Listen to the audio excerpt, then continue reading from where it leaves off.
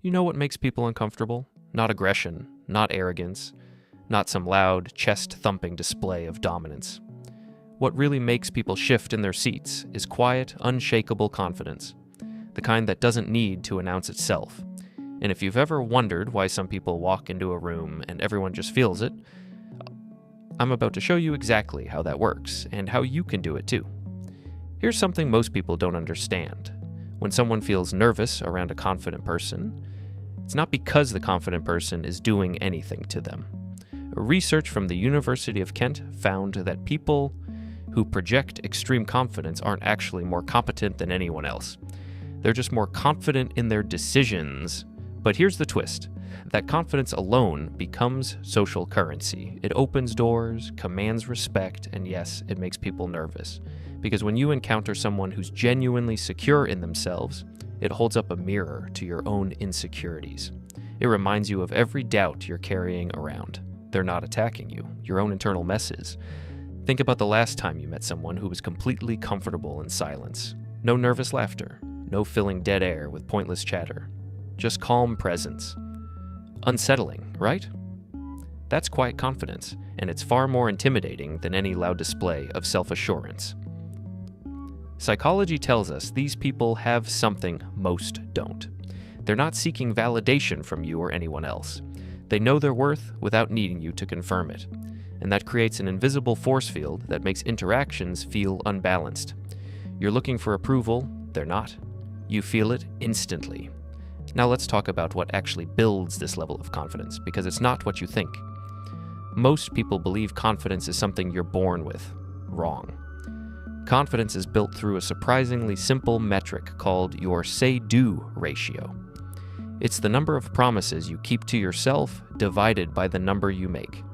Every time you tell yourself you'll wake up early and actually do it, you're making a deposit. Every time you say you'll start that project and don't, you're making a withdrawal. Your subconscious is tracking this. And when your say-do ratio is high, you trust yourself. That trust radiates outward. But there's something even more powerful happening beneath the surface. Your body and mind are locked in a constant feedback loop. San Francisco State University found that students taking a math test performed better when sitting up straight versus slouched. Not because of some mystical energy, because your posture literally sends signals to your brain about whether you're safe or under threat. Slouching tells your nervous system you're in danger. Sitting upright expands your lung capacity, gets more oxygen to your brain, and tells your body you're in control. Social psychologist Amy Cuddy took this further with power posing research. When people held expansive poses for just 2 minutes, hands behind their heads, feet up on a desk, their testosterone increased and stress hormones dropped. They felt more powerful because their bodies were telling their brains they were powerful. Here's what this means for you. If you walk into a room with your shoulders back, stance wide, movements deliberate and unhurried, you're not faking confidence. You're creating it in real time, and everyone around you picks up on those signals before you even speak. Which brings us to movement itself. Confident people don't rush. Ever notice how nervous energy makes you talk faster, walk faster, respond faster? You think it makes you look efficient? It doesn't. It broadcasts anxiety. When you move with intention, when you pause before answering, when you take your time walking from point A to point B, you're sending a clear message. You control your environment. Your environment doesn't control you. The average stance for women is under 6 inches between their feet. For men, it's 6 to 10 inches. Widening your stance even slightly sends a subconscious signal that you can't be pushed around. You're claiming territory. And that physical strength translates directly into mental sharpness. When your body is well supported, stable, grounded, your mind follows. You'll carry that into difficult conversations, high-pressure situations, and moments where most people crumble. But here's where most people derail themselves. They confuse confidence with arrogance, and crossing that line turns inspiring presence into toxic repulsion. Confidence comes from accurate self-assessment. You know what you're good at. You acknowledge what you're not. Arrogance is inflated self-worth disconnected from reality. Confident people stay open to feedback and growth. Arrogant people dismiss other perspectives and resist learning. One makes people want to follow you, the other makes them want to avoid you. The real secret nobody talks about? Confidence isn't built waiting until you feel ready. It's built by taking action before you feel ready. Most people have this backwards. They think confidence comes first, then action. No. Action creates confidence. Every time you do something uncertain, uncomfortable, or unfamiliar and survive it, you're rewiring your brain's safety mechanisms. You're proving to yourself that you can handle what comes next. Your chronic self-doubt isn't a personality flaw. It's outdated neurobiology. Your brain has a built-in negativity bias designed to keep you safe from threats that no longer exist. But here's the breakthrough. Neuroplasticity means you can recalibrate this bias fast. You can turn your inner critic into your biggest supporter, and it happens quicker than you think. Start with gratitude. Research shows it's one of the most powerful confidence builders that exists. 5 minutes every morning. 3 things you're grateful for. That's it. You're not manifesting or wishful thinking. You're rewiring your brain to notice what's working instead of obsessing over what's broken. This shifts your baseline emotional state. Over time, you start operating from abundance instead of scarcity. And people feel that shift before you say a word. Next, celebrate the small wins nobody sees. Most people wait for the promotion, the big achievement, the external validation. That's the trap. Unshakable confidence comes from internal scorekeeping. You kept a promise to yourself today. Win. You had a difficult conversation you'd been avoiding. Win. You showed up when you didn't feel like it. Win. Break your long-term goals into daily targets. Make winning each day automatic. When you stack enough small wins, you build evidence that you're capable. And evidence beats motivation every single time. Now let's talk about what happens when you walk into a room with this level of self-assurance. People get nervous, not because you're aggressive or dominating, because you're comfortable.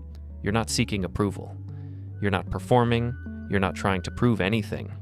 And that contrast is jarring for people who spend their entire lives managing how others perceive them. When they encounter someone who doesn't play that game, it exposes something they're avoiding in themselves. Their own lack of self-worth, their own need for validation, their own insecurity. This is quiet confidence. It's not loud or boastful. It's subtle, almost invisible, but impossibly intimidating. Because it comes from deep internal security that most people never develop.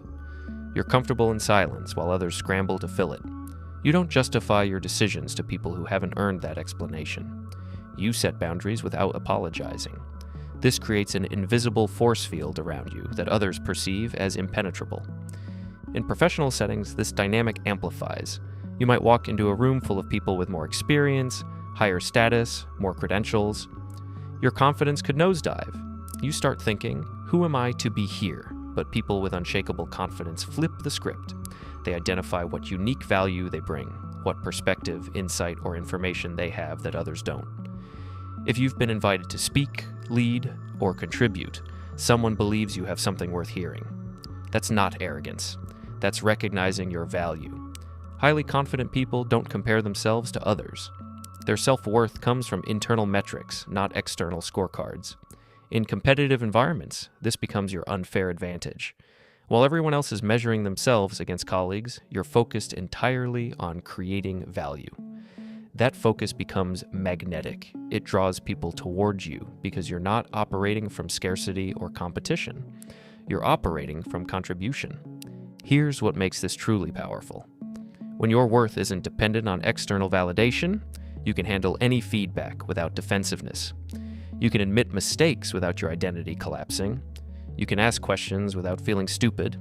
This is the hallmark of genuine confidence versus arrogance. Arrogant people dismiss perspectives that challenge them. Confident people stay open because they're secure enough to be wrong. One pushes people away, the other pulls them closer. Facial expressions matter more than you realize. Narrowed eyes, furrowed brows, an unblinking stare. These aren't conscious intimidation tactics. They're byproducts of internal certainty. When you're completely sure of yourself, your face reflects that. You hold eye contact longer. You don't break focus when someone challenges you. You maintain composure when others panic. This creates an atmosphere that others find unsettling because it reveals how much energy they waste on anxiety you don't experience. But none of this works if you're waiting to feel ready. That moment never arrives. The people who develop confidence that makes others nervous, they acted before they felt prepared. They took the meeting, made the call, had the conversation, started the project. Each time you do something uncertain and survive, you're building evidence. Proof that you can handle discomfort. Proof that uncertainty doesn't break you, that evidence compounds until confidence becomes your default state. So walk into rooms like you own them, not because you're better than anyone, because you're not measuring yourself against anyone. Speak with deliberate pacing. Move with intention. Hold silence without filling it. Keep promises to yourself until self-trust becomes automatic.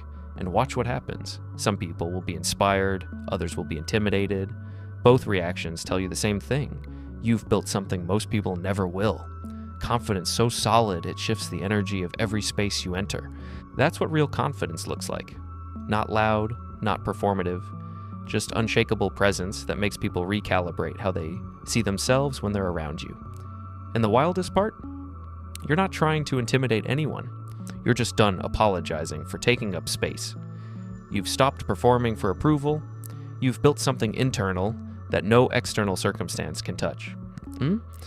So stop waiting for the perfect moment to start acting like the person you want to become. That version of you isn't hiding in some future timeline. It's activated the second you decide your self-worth isn't up for negotiation anymore. When you move through the world like someone who knows their value without needing to announce it, everything changes. The opportunities, the respect, the relationships, even the way you talk to yourself. You want confidence that makes people nervous? Stop seeking comfort. Start keeping score with yourself and build a foundation so solid that nothing and nobody can shake it. Now you know exactly how.